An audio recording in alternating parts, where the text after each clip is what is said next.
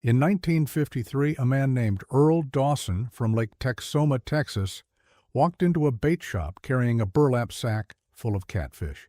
He had caught 47 channel cats in a single afternoon. No rod, no reel, no trot line, no jug, no bait from any store. The owner of the bait shop asked him what he used. Earl reached into his pocket and pulled out a dried brown root. He said his Cherokee grandmother taught him when he was 7 years old. You crush it, toss the pieces in shallow water, and wait 20 minutes. The fish float up, and you pick the ones you want like groceries. The bait shop owner reported him to the game warden the next morning, not because it was illegal at the time, but because if word got out that a free root from the woods could replace every product on his shelves, he would be out of business before the end of the year. Within 2 years, the state of Texas classified that root as illegal.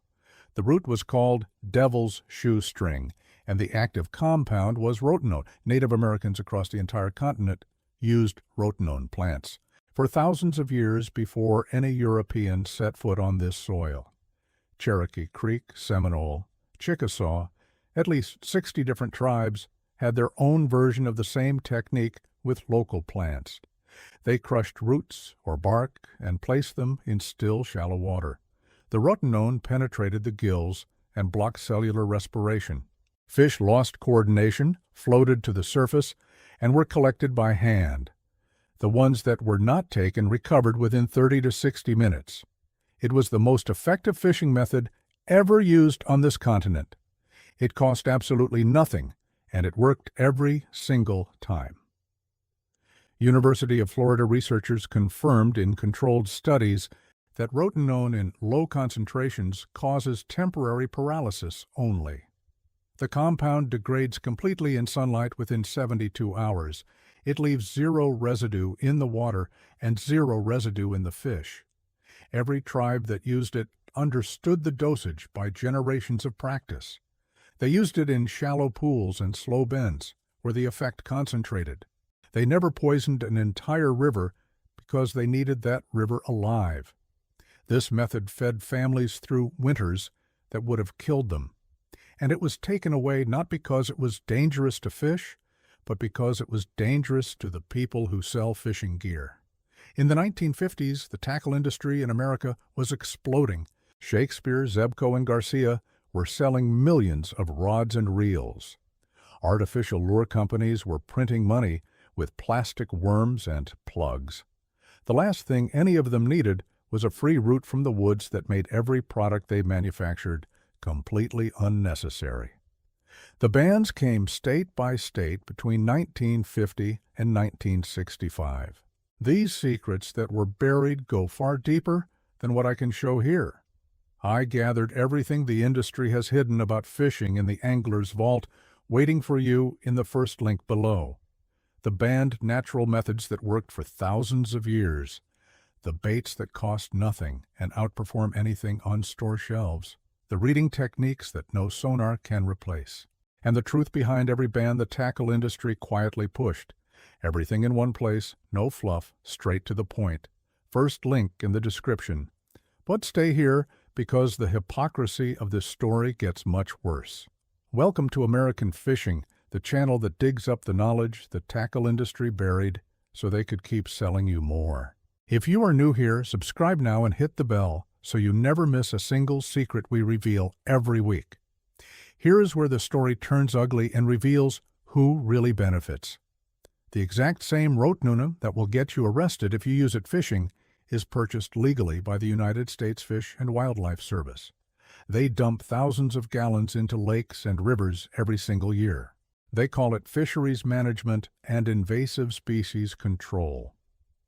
In 2001, they poured rotenone into an entire lake in Montana to eliminate invasive lake trout from the Yellowstone ecosystem.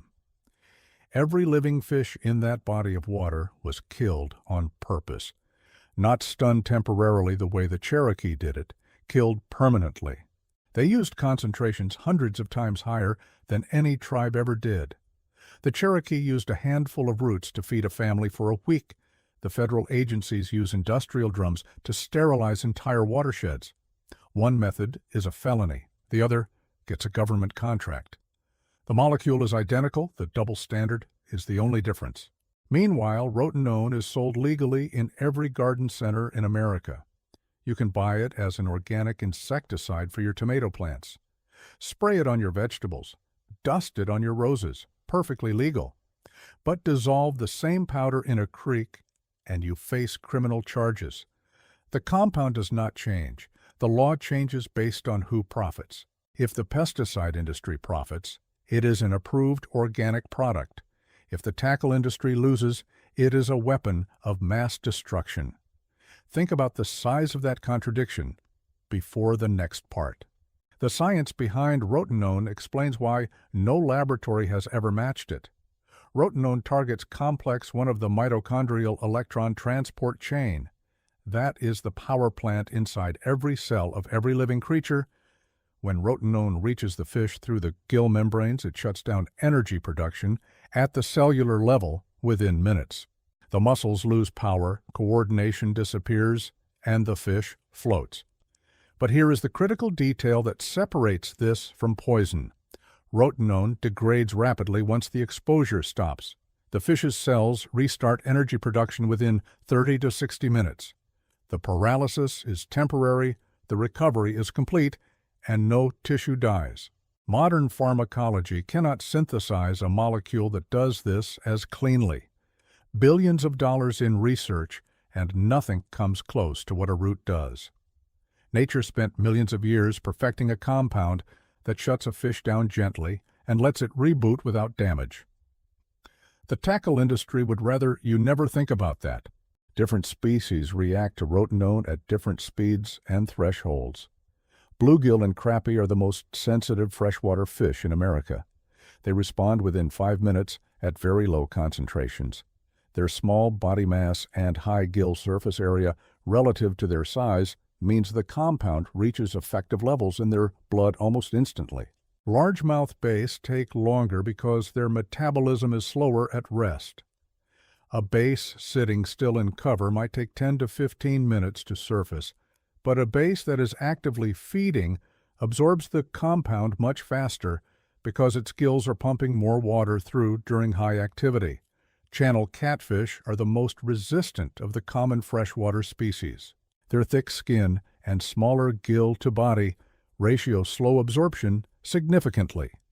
Catfish might take 20 minutes or more to show full effect. Flathead catfish even longer because of their massive body weight. The Native Americans knew this order perfectly without any biology training. They knew to wait longer when targeting the big cats on the bottom. That knowledge took generations to build, and it was erased in a decade. There is something most people never consider about rotenone in water. The compound does not work the same way in every temperature.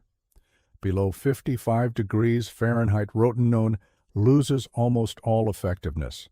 The molecules break down too slowly and never reach working concentration. Above 77 degrees, the effect is almost instantaneous. This is why the Cherokee used it primarily in summer and early fall, when streams ran warm and slow and the shallow pools heated up. They never used it in winter because they learned it would not work. That seasonal knowledge was so precise, it matched what laboratories confirmed 200 years later with controlled temperature studies. The old-timers read the water temperature with their hands. If the creek felt warm to the touch, the roots would work. If it felt cold, they saved the roots for another month and fished with hooks. No thermometer needed, just a hand in the water and a lifetime of knowing. The cruelest irony is that rotenone is quietly making a comeback.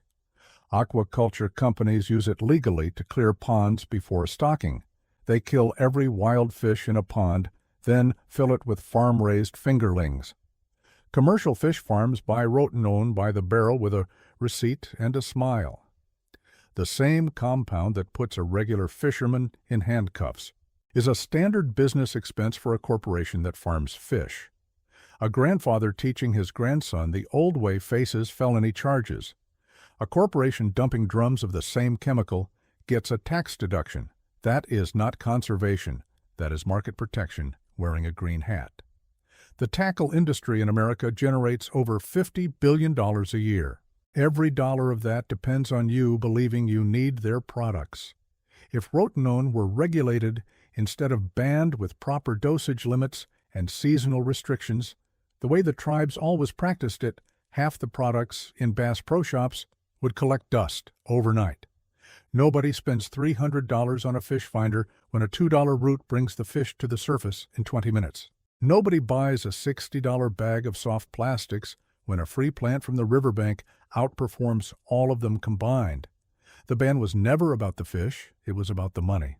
And the knowledge of 60 indigenous nations that sustained this land for 10,000 years was criminalized to protect quarterly earnings.